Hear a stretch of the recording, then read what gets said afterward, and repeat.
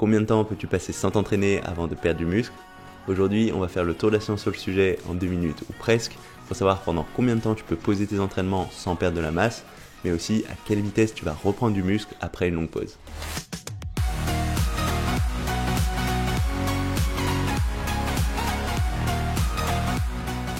Salut, ici Nico et bienvenue dans un nouvel épisode de ma mini-série 2 minutes science, dans laquelle je réponds à une question de la musculation en faisant le tour de la science sur le sujet en 2 minutes ou presque. Et aujourd'hui, on va parler de prendre une pause en musculation et de la durée au bout de laquelle tu vas commencer à perdre du muscle. Parce que ce soit à cause d'une blessure ou parce que tu pars en vacances, il y a fort à parier qu'à un moment, tu vas devoir prendre une pause de 1 à plusieurs semaines vis-à-vis de ton entraînement. Et c'est souvent des moments qui sont pas évidents psychologiquement. Je sais par exemple que personnellement, dès que je vais prendre 1 à 2 semaines de pause vis-à-vis de mon entraînement, je vais tout de suite avoir l'impression d'être beaucoup plus maigre et de perdre plein de muscles. Alors que je sais que c'est en grande partie psychologique. Mais du coup, la question qui se pose, c'est dans les faits, est-ce que tu vas vraiment perdre du muscle si tu prends 1, 2, 3 semaines de pause? Et comme d'habitude, je vais aller faire le tour de la science sur le sujet. J'ai essayé de sortir les études que j'ai trouvées les plus pertinentes. Si tu veux aller voir précisément de quoi il s'agit, je t'ai mis toutes les références vers ces études dans la description sous cette vidéo. Et maintenant, il ne reste plus qu'à lancer le chrono et essayer de tenir en à peu près 2 minutes pour déterminer au bout de combien de temps tu vas commencer à perdre du muscle et de la force si tu arrêtes de t'entraîner. C'est parti! La première chose qui est sortie de mes recherches, c'est que, a priori, si tu arrêtes de t'entraîner pendant 1 à 2 semaines, mais que tu maintiens ta nutrition, tu devrais absolument pas perdre ni d'hypertrophie ni de force. Et ça a été notamment mis en avant dans une étude de 2017 de Wang et ses collègues qui ont suivi une vingtaine de jeunes hommes pendant 8 semaines, avec 4 semaines d'entraînement, 2 semaines sans entraînement et 4 semaines de réentraînement. Le programme suivi, c'était un half body, donc haut du corps, bas du corps, 4 fois par semaine, avec des formats très classiques de 4 séries de 10 répétitions. Et ils ont suivi l'évolution de la force au niveau du leg press et de l'hypertrophie dans les jambes au cours de ces 4 phases.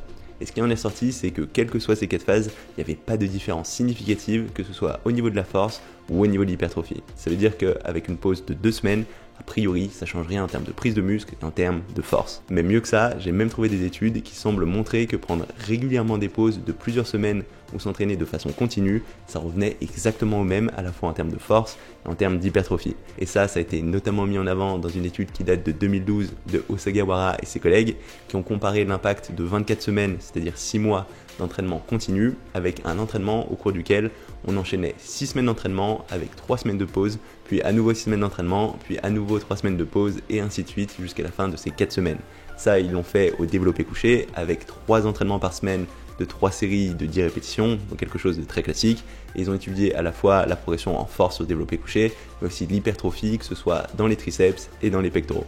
Et ce qui en est sorti, c'est très intéressant parce que ce soit au niveau de la force ou de l'hypertrophie, les deux groupes ont eu la même progression. Que ce soit avec l'entraînement continu en enchaînant les 24 semaines d'entraînement ou en alternant entre 6 semaines d'entraînement et 3 semaines de pause. Donc tout d'abord au niveau de l'hypertrophie des pectoraux et des triceps, au bout de 6 semaines on observe bien une augmentation dans les deux groupes.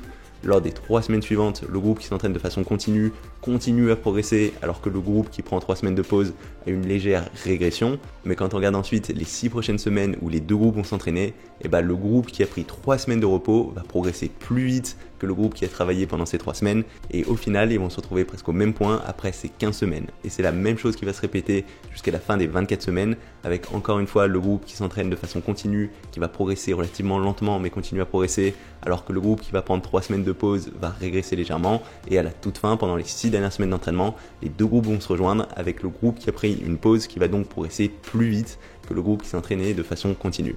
Et ce schéma, on le retrouve exactement de la même façon au niveau de la force. Donc en fait, le fait de prendre ces pauses, ça aide à ensuite augmenter la vitesse à laquelle tu vas prendre de la force et prendre du muscle. Et quand on compare sur le long terme le fait de s'entraîner de façon continue ou de prendre des pauses de plusieurs semaines, jusqu'à 3 semaines ici, et à la fin, on a les mêmes résultats en termes de prise de muscle et en termes de force. Et une des raisons qui peut expliquer tout ça, c'est ce qu'on appelle la mémoire musculaire. C'est l'idée qu'à chaque fois que tu vas te réentraîner, ton corps a gardé une certaine mémoire de ton entraînement d'avant. Et pendant longtemps, il n'y avait pas beaucoup de recherches autour de ce thème, mais récemment, une étude de 2018 de Seaborn et ses collègues a mis en avant un effet épigénétique de l'entraînement.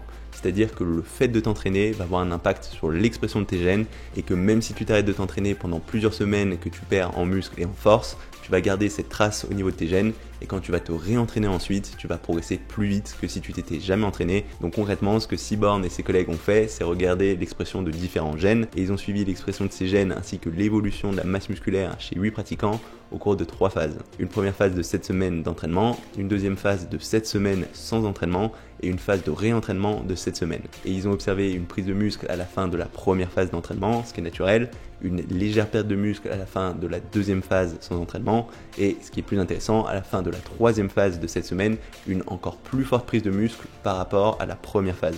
Et cette deuxième prise de muscle, elle correspondait presque au double de la première prise de muscle. Et ce qui est intéressant, c'est qu'au niveau des gènes, on observe bien une différence d'activation suite à la première phase d'entraînement, mais ensuite, au niveau de la deuxième phase sans entraînement, on observe une expression très similaire de ces gènes. Ça veut dire qu'il semble qu'il n'y ait pas de perte au niveau de l'expression de ces gènes entre ces deux phases, et ensuite, lors de la troisième phase, on va observer l'expression de nouveaux gènes qui vont venir de façon cumulative par rapport à ces deux phases. Donc tout ça, ça laisse à penser qu'il y a bien un phénomène de mémoire musculaire et que ça se passe au niveau épigénétique de l'expression de ces gènes et que ça ne se perd pas à l'échelle de plusieurs semaines. Alors, qu'est-ce qu'on peut retenir de tout ça? La première chose, c'est que si tu fais une pause sans entraînement de 1 à 2 semaines, a priori, tu devrais pas perdre de muscle, tu devrais pas perdre de force. Donc, il n'y a pas d'arrière-pensée à avoir de ce côté-là. Ensuite, si jamais tu as besoin de faire une pause plus longue, de 3 semaines, voire même de 7 semaines, comme dans le cas de la dernière étude, a priori, là, tu risques de perdre du muscle, tu risques de perdre de la force, mais tu vas avoir un effet de mémoire musculaire. Et dès que tu vas commencer à te réentraîner, tu vas prendre du muscle beaucoup plus vite et tu vas très rapidement retrouver le même niveau que ce que tu avais avant. Donc tout ça, ça va plutôt dans le sens que, a priori, prendre régulièrement des pauses de 1, 2, voire 3 semaines, c'est quelque chose de positif dans ton entraînement. Il n'y a pas besoin de s'entraîner toute l'année et tu progresseras aussi vite, même avec ces pauses de plusieurs semaines. Donc voilà, ça va être tout pour la vidéo d'aujourd'hui. Si jamais ça t'a plu, n'hésite pas à mettre un petit pouce bleu ou un petit commentaire, en particulier si tu as des ressources ou des expériences en lien avec ce thème. Je pense que ça peut intéresser tout le monde. Si t'es pas encore inscrit à ma chaîne YouTube, n'hésite pas à le faire maintenant pour savoir quand je sortirai de nouvelles vidéos. Tous les lundis à 18h, je sors un autre épisode de cette mini-série 2 minutes science. Et le jeudi à 18h, je sors des vidéos un peu différentes dans lesquelles je partage plus mon expérience personnelle. Donc si t'es pas encore abonné, n'hésite pas à le faire maintenant pour pas rater ces vidéos. C'est tout pour aujourd'hui et on se retrouve très rapidement. Salut!